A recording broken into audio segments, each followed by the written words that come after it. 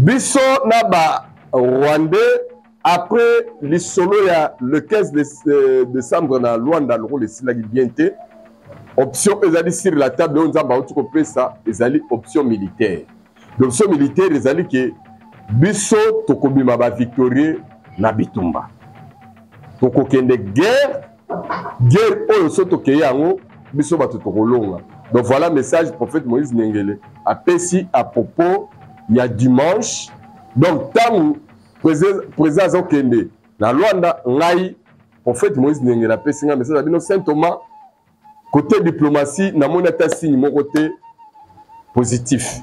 Seule voie ezali voie il y a guerre. Voilà pourquoi on a eu tout ce temps pour se préparer pour affronter Bandeko bien. Deuxième message à lobby décembre na janvier ndenge zali boye tout ça la moi makasi parce que ma bondeli ezala ebele to bondela na l'église no bozalaka o bondela makasi pona mboka et surtout pona mokonza mbote na ba kongomani mbote na bana monde entier mbote na bino bato bopesa biso confiance à travers Tindika télévision pour tout solo la masolo ya mboka na biso naza na esengo makasi parce que bino baye bangai bozali déjà bomoni biso to lati nzakomba. Je crois que bato ba comprendre le message mais to repesa message parce que na mona ki na ba commentaire ndeko moko lobi mais prophète Moïse yebisa biso prophète Moïse Nengela lobi nini aïe prophète Moïse Nengela na moni numéro prophète Moïse Nengela. Il faut attendre la rabino ngo pena po bao bazana ba doute soki ba bengi pa na ye bazui bano na bango bazui biano na bango bazui ba réponse il y a ba problème na bango quand bien même avec moi on parle trop les histoires de la nation marambo talimboka mais marambo na ba vie privée il est aussi prêt soki beaucoup en contact na ye il peut vous aider voilà bena bozala assurer. Merci déjà na Rabilema aza déjà na biso ndinga parce que mtasala ka bozo sur le bandak na bino et puis Junior Kapaya na ngwende nae pourquoi pas Rifet Kisombe depuis Londres quelque part à Hollande biso et puis zo sala biso plaisir parce que Nikolo yo donc on a sepela nae aza actif au sentir aza actif donc zongisa système yakala poser marambo ça va aller puisque tant patientant que ezaliki ezamulai par rapport à tant etikali do namoni moi muke chaîne ezolinga vraiment ezonga en équilibre donc ça eza déjà ba signal ya bien par rapport à bilakeli balakela kayo Rifet Kisombe déjà merveille ngai na banyango to puisque na yebi que bientôt semaine otie aussi la yango ne ko ma chanson kaka joyeux Noël bonne année merveille le roi na joyeux Noël na merveille na bonne année ba ba vieillisa raté ba tene ba vieillir ba tiki makambo yango ezala kaka voilà donc bientôt zoko ma chanson voilà pourquoi ngai na bani na ngai. La répétition est la mère de la science selon Saint Thomas awa na epoto solo la makambo yo na lobaki na bino que pendant que nazali ko tourner vidéo na tournaki une vidéo na ngai wana avant les 15 et puis na lobaki makambo yo le rango bo commenter na minute alors qui a constaté quelque chose na tangi na ba commentaire na ba congolais belé na tali ba réaction belé ba congolais oyo bazalaka na kento contre mboka na bango contre le gouvernement na bango ba singi balembi balobi Kagame makasi asopi Chilombo kabeta tour à pamba na Luanda. Vraiment beaucoup de gens et donc ça la bien et ça que naza na grâce par rapport à Nzamba salangai na botama na mboka moko na so appartenir na mboka moko mboka batu batanga trop parce que biso na ba pays Africa na marambo tel enseignement. En tout cas, tout ça, tout ça, la banane berwane na intellectuel ou batanga trop. Parce que Congo a beaucoup formé. Et d'ailleurs, tout ça, la fuite, il y a cerveau et belé ba Congolais, excellent dans le domaine de belé, comment servir la banque bamboka bapaya.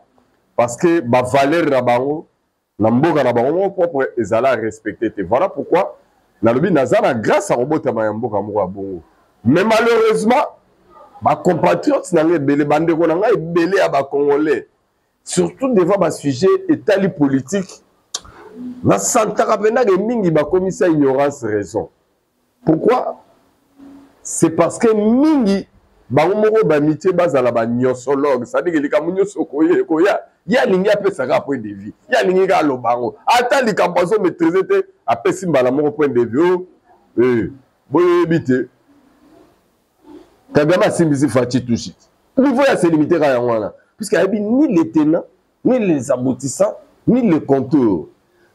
D'abord, na lingina pesa ba mise au point très important na batebele on a moni ba memami mutunamutasali ba délire na ye. O asali ba ras bol na ye. A vilipender régime, a vilipender Fachi, a fingi même armée juste quand pour moni rendez-vous salamité. Mais parmi bino ebele pe kam to babimaki avant les 15 kolobake, mais tu serais dans le bar yena Kagame bako kutana te. Yena Kagame bako kutana te. Et les sous bakutani te yo sous kaka muto siliki congolais ndeko oyo ezalaka mboka na yo oyo ezalaka bandeko no ba congolais boni yo pe motema makasi boye boni yo pe motema mabe boye zala na bolingo ya Congo pe ya ba congolais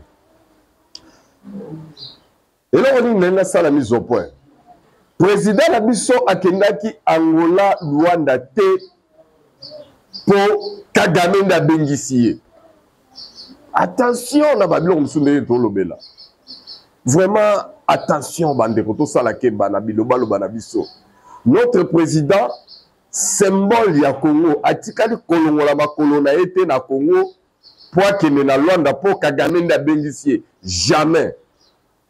Il faut toyeba makambo. Elle toyebi makambo to lobela ngo autrement tozala na maîtrise, tozala na façon pe ya ko aborder ngo. Président Nabiso, ce qui a kendaki Luanda, c'est par respect. Parce que d'abord, Aza, moi, Namoro, Abotami, Aza très bien éduqué. Aïbi d'abord qu'on respecte Makambo. Respect, Nabaninga. Eza culture naye. Eza ndenge naye. Aza la humble. Aïbi komi kitisa. Aza la humanisme oyo na no monate. Président Nabiso, selon l'Union africaine, ONU, communauté internationale, Bapona président Yangola, Joao Lourenço comme médiateur. Yabiso, Naba Miibi Oboyebi, Basase Oboyebi, Ba terroriste Oboyebi Aba Rwandais. Yende Bachaye médiateur. Ayaki médiateur pour la nuit. Batiake médiateur parce que biloko mingi o biso tozaki koloba à travers le gouvernement na biso à propos ya Rwanda. Rwanda zalaka kuwanga na makasi azaka konimate gezaye. Et tellement biso to prouver ki na banquette ya ba onise ko prouver ndelo esala ke communauté internationale ba poni azala médiateur na biso. Et la médiation na ya sa banda médiation c'est depuis 2022. Et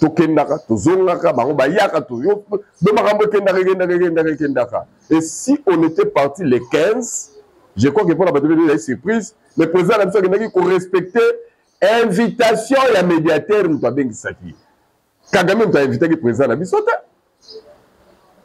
Kagame t'a invité le président à Bissota. Bissota Kenda qui n'a compte à médiateur à Bengisi. Le président doit répondre présent. Mais pour votre rappel, à travers les renseignements, à travers tous les signaux possibles, il y a samedi déjà. Président de Saïbaki et Kagame Akimi. Président de Saïbaki et Kagame Royate. Qu'est-ce que vous croyez? On n'a rien perdu. Par contre, on a gagné. Échec, oui. Mais échec, c'est un bissoté. Échec, c'est un Rwandais. Congolais, c'est un échec. Rwandais, c'est un échec. Biloko mingi yandimaki yenda kini mutu akimi eza Kagame aza homme force lo batebele Kagame aza danger Kagame ceci Kagame cela mais Kagame nde akimaki Kagame akimi président ya Angola et là on ni biso to bénéficier na kati ya aventure le 15 parce que mingi balobi est-ce que nous on a bénéficié beaucoup de choses parce que en face du monde tout le monde dit que nani kolo M23 nayebi te na ndenge mabe te bacongolais boyoka bahistoire na barébellion eleka na mokili na bapays ebele barébellion bamakambo ya mais bosi boyoka président ya pays nini songolo aza kohéberge barebelle aza kosoutenir bango mpe aza koimpose gouvernement to président pays mosusu ke avant biso na bino tosala tosigné accord ya kimia il faut nano bino bosolola na barebelle na bino ndenge nga nasepeli na condition na ye wana makasi et permettre biso souvenez-vous bandeko na nga mingi balandaka ngai nalaki parmi bacongolais oyo bapesaka point de vue na bango nalobaki ça n'engage que moi que biso gouvernement na biso akokaki kondima te ke andimaki akoneutralize ba FDLR ezaki erreur monene or gouvernement na biso asignaki andimaki yango mpona kopiéger bango puisque ezaka prétexte na bango monene bakotela mboko bapiyaka babombaka balobaka bango balandaka ba FDLR ba FDLR nayebisaka bino ke bazalaka bacongolais te ba FDLR bazalaka barwandais utu mais en aucun cas en aucun moment même na histoire ni communauté internationale ni baaméricain ni barusse ni bachinois ni baeuropéen batikala ta na mbala moko te na barésolution nyonso ya makambo nyonso eleka ezala basansi te eza badialogue awa mokolo moko te totikala koyoka bato wana nyonso bavisage ke te Kagame yo mpe fonda losala nanu négociation dialogue direct na FDLR wana na yokaka yango te esika moko te. Et depuis qu'on a commencé cette histoire, il y a eu plusieurs décennies dans Mboka na biso, on attend toujours la même chanson. Chaque fois, c'est notre gouvernement qui est obligé à négocier na bato ba simi minduki. Mais jamais to comme Kolomo que Kagame. Pourquoi Kagame y a traité ba FDLR ba terroriste ba génocidaire, il a traité na ba honte. Mais biso siko nous sommes obligés bato biso gouvernement so ba terroriste même 23, biso ko faut on va na bango, yango biso to lobby. Il y a un gouvernement dans le lobby, il y a un Félix Tshisekedi dans le lobby, il y a une ligne rouge. Je ne sais pas où on a Kagame à Zozela. A Rolembaloso, ne pas qui doit balobaka Rolembaloso. Bissona ba M23 cop on est parce que tu sais comprendre système. Il y a una tout ça la honte. Alors, merci d'abord à maman Johan depuis Bruxelles, notre consultant Zolanda Bisso. Merci beaucoup maman. Merci aussi à toutes les mamans du monde au Bolandarabi sur le roi, maman Francine Coco depuis Suisse, à l'Andarabiso, Makassi, hein, donc Torobo Sanate, Venanga Tumbarole chez maman Laurence, donc Bozo Landabiso, ça me fait plaisir. Grande sœur chérie Anine Galula depuis Canada. On sera toujours branché pour nous Landabiso, t'as le plaisir, on sera branché pour nous Landabiso et tout le monde dans mon kilomètre, sans oublier Nicolette Moissia Pembe, toujours Nzinga ya Mutinaye. Vu Bamarambo le cas qui n'a pas la répétition de la mère de la science, alors on a dit qu'il a au total arrivé à présent à Bisso, la carte à loi na le cas qui, et vous allez voir que Moutoua Banda Makambo, Moutoua Liboso, à côté qui Makambo Bisso, les a assez présents à Kenya, Uhuru Kenyatta, parce que Makambo Bandela d'abord na Nairobi. Après, comme processus à loi, le processus à Nairobi et pour la EAC.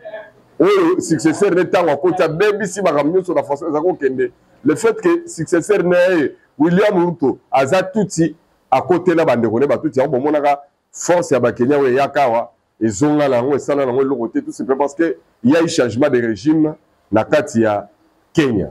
Alors, comme lui, il était parmi Babandagi Makamboyo.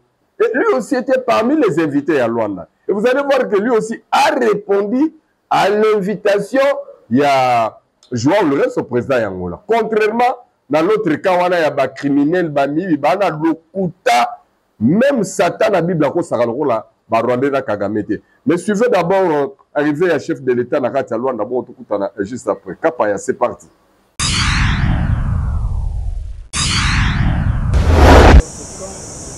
Ce dimanche 15 décembre, le président de la République, Félix-Antoine Tshisekedi Tshilombo, est arrivé à Luanda, en Angola, pour répondre à l'invitation lui adressée par son homologue Joao Lourenço dans le cadre du processus de Luanda censé mettre un terme au conflit armé qui oppose la RDC au Rwanda. Accueilli par le ministre angolais des Relations extérieures, Tete Antonio, le chef de l'État s'est directement dirigé au palais présidentiel de Luanda, cadre choisi pour le sommet tripartite. À l'heure indiquée, l'hôte du sommet, João Lourenço, attendait deux chefs de l'État et finalement, seul le président Félix Tshisekedi a répondu favorablement à son invitation. Les deux chefs d'État ont fait les constats d'échec de la tripartite voulue par la médiation après l'annulation de participation de la partie rwandaise sans qu'aucune raison ne soit communiquée. Malgré ces constats d'échec, les présidents Tshisekedi et João Lourenço se sont longuement entretenus autour de ces processus qui restent une des alternatives pour mettre hors du territoire national les forces armées du Rwanda. Depuis la veille, les Rwandais ont multiplié les stratagèmes pour torpiller ces processus. Ce samedi soir, la délégation rwandaise a conditionné la signature de l'accord préparé au cours des rencontres précédentes par une nouvelle exigence qui subordonne la signature de l'accord à un dialogue direct entre la RDC et les groupes armés M23, ce qui constitue un blocage délibéré et une entrave majeure aux efforts pour rétablir la paix dans l'est de la République démocratique du Congo. En introduisant cette condition de dernière minute contraire aux discussions précédentes, les Rwandais démontrent une fois de plus son soutien inconditionnel au M23, un groupe armé impliqué dans des violations graves des droits humains et dans des activités déstabilisatrices en République démocratique du Congo. Cette posture irresponsable met en péril la paix et compromet les avancées majeures enregistrées, notamment la signature d'un plan opérationnel permettant d'une part le retrait des forces rwandaises du territoire congolais et d'autre part le désarmement et neutralisation des FDLR.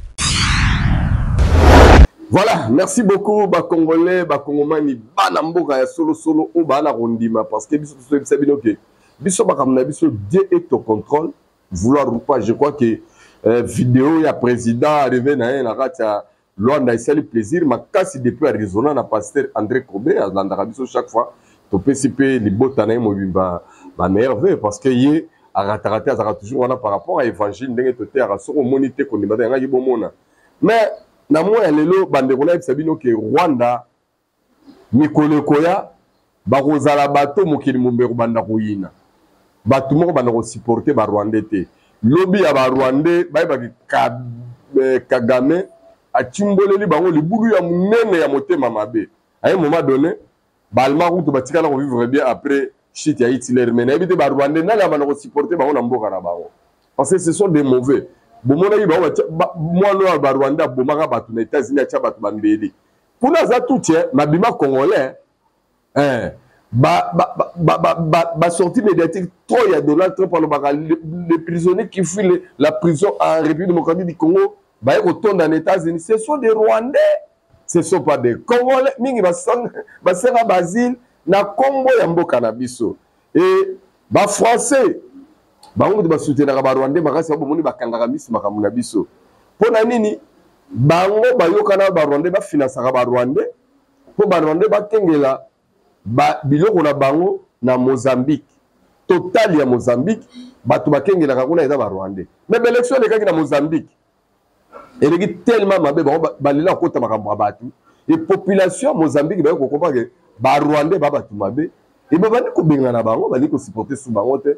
Pour preuve, je crois que tu parce que on a TikTok, mais c'est Thomas Barasso, on monite qu'on dit Mathieu, on a le monde bien que les Mozambiques, les Zolo, Portugais, mais ce qu'on a dans la vidéo, on a un compte vidéo, au monde les militaires rwandais dans Mozambique, bah commis insolvable, c'est-à-dire qu'ils vont bien, ils vont les susciter.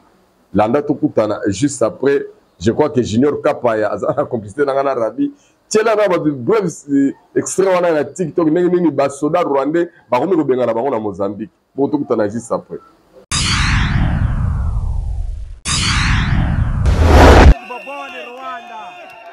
Rwanda c'est pour tout baboni donc les militaires rwandais dans notre pays isso aqui é Moçambique não é Rwanda Rwanda é fora com vir branco já que não conhecemos hini balandi lito kuzaba zonga ni xingondo lexi hayi ti kuzava China kwa va tivi lava ava Rwandese tivi leswi zama Rwandese mamuka diretamente de Bobona, a população está a expressar os ruandeses.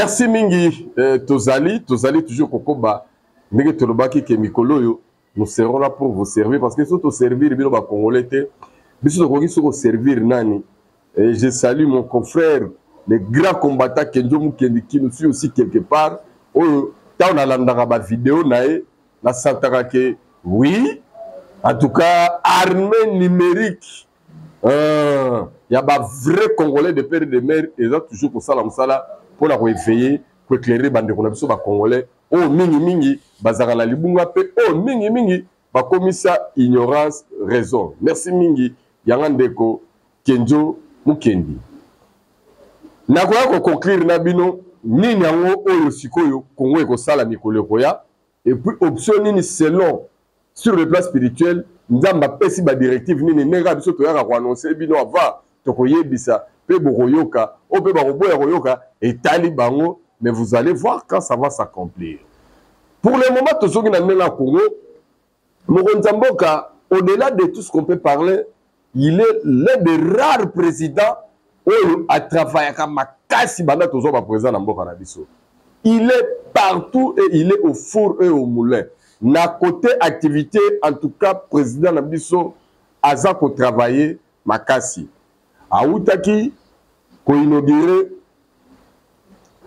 centre culturel Nabiso. Au Bomoni, coopération ya ba Congolais na ba Chinois, donamo ya lelo, so telemi na boulevard Triomphal, au Tali, Mapa Sawana, au Boavi Koto, palais du peuple, au Tali Koto, centre culturel, au sentir que ba Chinois, ba sali biso, mamana, bilo wa bien, au lelo, changer na paysage, jusqu'au namo na ndenge ni bisika ne kozala vraiment, na nguya mikolo ya, puisque arrêt la paix sur ce aussi là. Donc place on au Tali Koto yo, palais du peuple, au Tali Koto, centre culturel, au Poussani, Koto Moni, Arena Koto Moni Martyr, et Sali Beauté Moro Boye.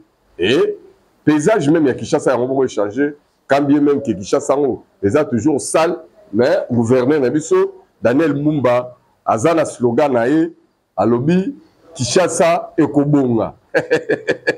Kishasa et Kobonga, puisque la minute, toujours sur le plan mobilité, la solution continue koya na mutu ya gouvernement ba uti ko signer na firme ya ba tir kamene pour na rotier la biso métro bis parce que métro kin jantini ngobila banda ke na de solo la webeta magali sute bon roi mboka na biso ezalaka chaque mutu so ayena makamuna eza yaye ya wana turo yo tozo zo métro bis ba ba kendaka déjà Istanbul ba ba kendaka déjà Ankara na Turquie ba mona kango eza ba bis ba wa minene ba bis wana yango ezaka na nzela nango na bagarre nango na barre nango na bamakambo nango yango moko et ekoki ko déplacer quantité ba tebele donc mikolo koya bokomona ke barter na biso minene lokola ba boulevard du 30 juin boulevard Lumumba ba boulevard wana bokomona ke na ba katikati nango misala ezo banda parce que il faut batikela ba biso wana espace nango bazo sala ba nzela nango bien que dire ya misala nano ba pesite mais au moins faisabilité à Moussala, Babiso on est dans Moussala, Yokani, et qu'on va déplacer au moins par heure 24 000 personnes. C'est déjà bien. Et puis parcours dans 56 minutes, vous commis au Rwanda, Kitambo, Malamoro aéroport, dans l'abs d'État, pour déplacer à Rabat, Belé, puis Malamoro pour la cause solution, Maramotel, embouteillage au-delà de la société, Banzela, Barouk secondaire, Salema. Donc, qui chasse en mouvement et je crois que les gens qui auront la grâce de vivre au Nzamba accordé ba pe ma base à la vivant ba 2028 ba ozala na paysage mususu à Kinshasa que paysage à Kinshasa obso toza nango parce que sur interroger l'histoire okokuta ke bato ba vivaki les années 90 boulevard Netiwana ba 30 juin na ba Lumumba yeka deux bandes côté lelo bato ba vivre l'écho ba mona côté 4 bandes donc c'est ça l'évolution donc sur ce point là. En tout cas, mouvement Zali. Ça va moussus Zali. On va tenir sur Bamoni. Tolongwe et il y a un peu Zara. Congo Airways, mais les autres ont Air Congo. Air Congo est botami bani na des avions nango. Pourquoi Air Congo ba subami tuna mais tout ça j'ai na Congo Airways. Pourquoi Air Congo? Merci. D'abord ba tuna qui question ana. Tozui Air Congo parce que ça fait 6 ans mon Ndamboka. Aza ko financer Congo Airways trop mazomo na rara Congo Airways ezo sala kaka ba shit esala ba shit maintenant bato baye baraté ni nezaka la base et donc eza la base na Congo Airways ne bozo mona na eza société ya makiona na ndenge nini ba actionnaire ya société wana tina ba matata ponyo bataka na Congo Airways ça dit que Congo Airways eza na ba actionnaire ya ancien régime batondi kuna belé ya wana Congo Airways moyen et émerger ezate. Alors, le président, par la bonne foi, pendant 6 ans, va changer de gestionnaire, va changer de tout le monde. Ils ont partagé dans moi, Congo Airways, ils attendent un bis côté. Et attendent avion côté plutôt. Donc, comme si il y a une négligence totale et pour Bangoba Golobo, Botala, Bissot Tikali, avion autant, Botala Bango. Alors, qu'est-ce qui se passe? Parce que les Congolais, mais nous misale belé à l'état tant au président les alliés bon au bimi on misala on malonga te ça na banté là et ça banini bato ba mitune mais beaucoup ne savent pas la cause. Il y a une cause que les gens se sont convenus que to banda ko sala biloko ya mabe pozo resimbi ba ku Tshisekedi et permettre ba kabila ba ya kozonga selo batandama na bango na ba corps na bango na bango ba yokana. Mais comme tozara mokili oyo il y a Dieu qui les confond à chaque fois ba sala biloko na bango. Voilà pourquoi le président a beaucoup réfléchi parce que quand il y a eu baisse, il y a billet avion dans la province, je vous dis que j'avais vu des choses que je n'ai jamais vues depuis que je suis né. Aviation. Un jour, je me suis retrouvé dans l'aéroport, il y a Mboujimaï, si je ne m'abuse. L'aéroport Mboujimaï. Bandeko. L'avion, mais c'était la honte. Depuis quand vous avez un avion? Alors, 40 avions, comme on dit tellement, billets avion, ils ont assez, mais l'avion est zaté. Maintenant, vous avez l'avion, vous avez bis. Et notre président a réfléchi, coopération sud-sud, tout le monde a solo na Éthiopien, Ethiopia Airlines a leader en Afrique dans l'aviation. Il y a tout ça, il y a un accord et un partenariat. Alors, dans ma solo Air Congo, biso ba Congolais to na 51%, mais Ethiopie ba na 49%. Biso to tchela bango ba tcheba avion. Et tout pour toi de ko katande ngona. Ya ngona to démarrer na 2 avions. Et objectif à avion Air Congo pour dans un premier temps, et ça pour servir ba province pour que ba Congolais ba no voyager dignement na mboka na bango parce que problème ba président na biso alingi azongi c'est la biso ne ba valeur na ba dignité na biso ta perdu par bato inversion de valeur boyebi bango. Bato ba yela biso inversion de valeur to comme ça bilo on sera tina na mambuzara na valeur. Voilà pourquoi toye na makambo oyo, voilà pourquoi toye ko sala makambo oyo. Et c'est pourquoi vous remarquez que notre président très bien déterminé nous sommes nini yé akeka pas inaugurer des avions non, ce sont ses œuvres ya yé. Quand bien il y a eu ministre, il y a transport, mais notre président s'est investi pour que nous Zalana, Bolandana, nous, le Kaki, inauguration, il y a Air Congo, bon, tous on a poto sous la vidéo, c'est parti.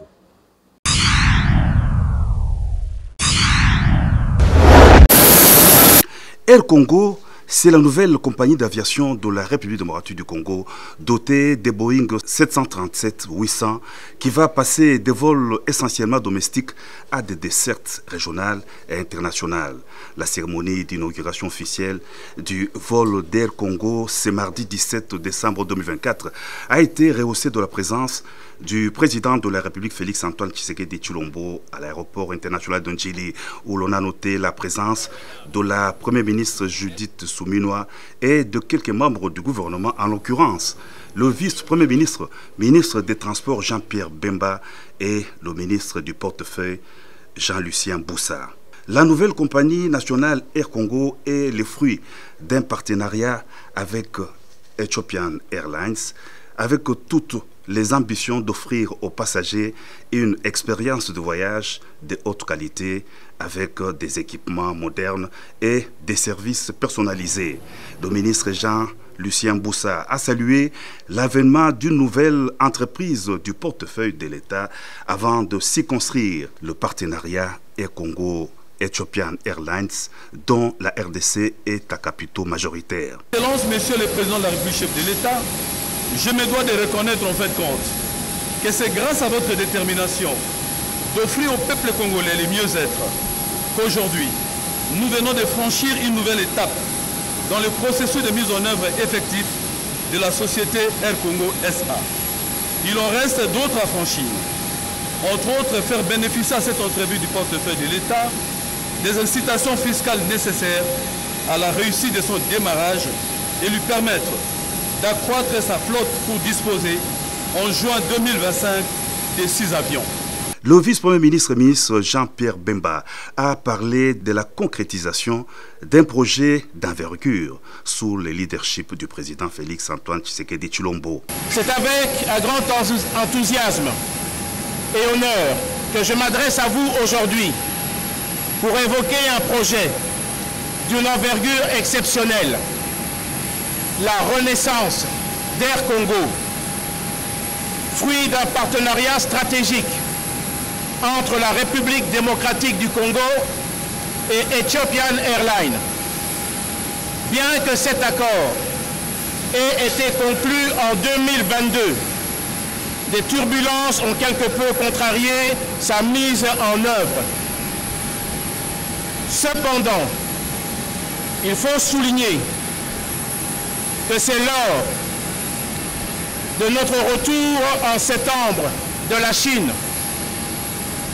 dernier que les instructions claires et déterminées de son Excellence, Monsieur Félix Antoine Tshisekedi Tshilombo, président de la République, et sous la direction de son Excellence, la Première ministre, nous avons été encouragés et instruits à réactiver ce dossier. Cette initiative audacieuse vise à faire d'Air Congo un véritable fleuron du ciel, tant au niveau national qu'international. Pour le vice-premier ministre, ministre des Transports, l'événement de ces jours constitue un nouveau souffle dans les secteurs aériens de la RDC. Air Congo va offrir un service aérien de qualité, soutenir le développement économique de la RDC et contribuer à la connectivité du pays avec le reste du monde, en commençant par l'Afrique. Le numéro 1 du ministère des Transports a invité le président de la République à procéder à l'inauguration officielle du vol passager d'Air Congo. À bord du Boeing 737-800, le chef de l'État a communié avec le passager à destination de Lubumbashi. En compagnie de la Première ministre, le chef de l'État a aussi visité le deuxième avion. Air Congo va accroître sa flotte aérienne avec 6 aéronefs modernes en 2025.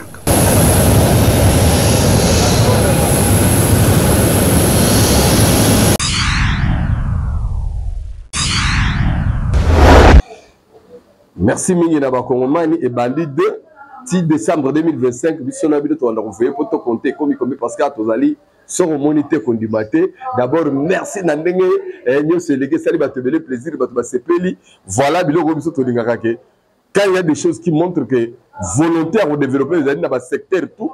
Donc nous avons l'espoir et vous allez voir que Congo Airways Air Congo excuse azali na ye na makambo belé ya pambala te ya buzoba te na kati. Voilà pourquoi ya ye makambo ekokende nango kitoko to vivre na bino puisque actionnaire ba maki na ba mibi baza kunate.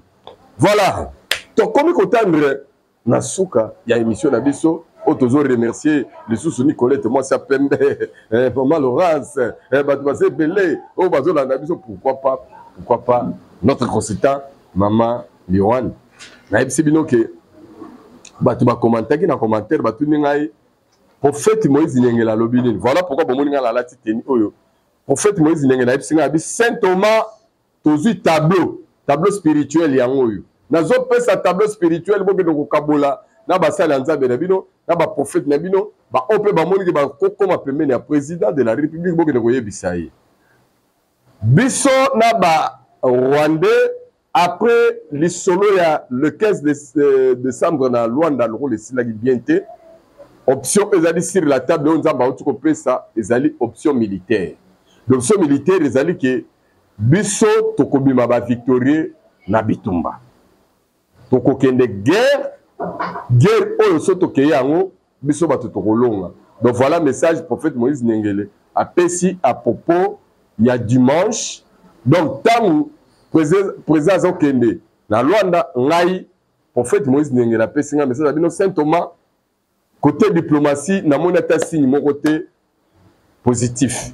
Seule voie ezali voie il y a guerre. Voilà pourquoi on a eu tout ce temps pour se préparer pour affronter Bandeko bien. Deuxième message à lobby décembre na janvier ndenge ezali boye tout ça la moi makasi parce que ma bondeli ezala ebele to bondela na l'église no bozalaka o bondela makasi pour na mboka et surtout pour na mokonzi mboka parce que bazu option susu option ya quoi affaiblir régime ya quoi affaiblir chef de l'État même sur le plan physique mais il ne sera jamais abattu mais il est à kolonga bango c'est à dire que ba affaiblir même si na katikati il y a place moko na kotanga te mais vivra verra ndenge tolobaka na lobi masolo uti pa ya prophète Moïse Nengele pour lobi batu mingi baza même ndinga ya président même ba sala nzambe mingi ba mona na bango te ye longo la mona bina ayebisa ndenga ngala ayebisa pe bido bino na koyebisa mais na lobi te ke ba sala nzambe oyo baza pa ya président basambela nzambe te na lobi bongo te na lobi ndeke bazo sambela nzambe me bamboni makambo ekoya te donc ngai longo na balexika makambo ekoya po bango bamona te baza no un peu aveuglé yango to pesi masolo ke solution oyo eza sur la table oyo nzambe apesi ezali solution militaire mais entre temps décembre wande to aboye fin donc ndeka mikolo tozali ti début janvier momesila banguna bakoti cope moko su ya mabe contre régime contre président tozala éveillé mpona yango mwana na lamuka mais congolais tout ce koyo bisika nyonso zali na n'importe quel mboka ezali les revenus les regrets tout sangana tout sala liboke tout zala na bolingo mboka na biso pe ya bandeko na biso ba congolais pour que mbala oyo il faut aussi sa copie ya S et niveau tokosilisa yango tokosilisa na moyen nini il faut to bundisa Rwanda na niveau ya kolongola pena régime est en place et régime est en place na Rwanda faut to longola yango et yang bango pe kuna ba ko préparer pour ba longola pe biso régime est en place